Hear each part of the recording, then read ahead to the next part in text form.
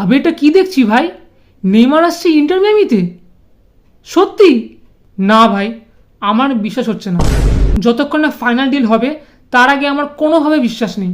যদিও এবার অনেক স্ট্রং রুমার্স আসছে, কারণ ব্রাজিলিয়ার former national team player Felipe Melo জানিয়েছেন ডিসেম্বরে স্যান্টোস ছাড়ছে নেইমার, জানুয়ারিতে ইন্টার মিয়ামিতে যোগ দেবে বলে।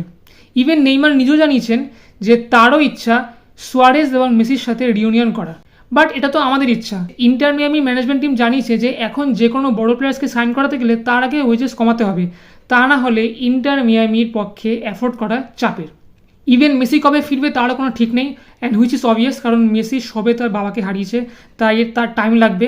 যদি আমার পার্সোনালি মনে হয় যে কিছুদিনের মধ্যেই ইন্টার মিয়ামি কোনো একটা রাস্তা বার করে ফেলবে, কারণ end of the day it's a football, everything is possible. আর মোস্ট ইম্পর্টেন্টলি আমরা সবাই চাই এমএসএনের রিউনিয়ন দেখতে। তোমাদের কি মনে হয়?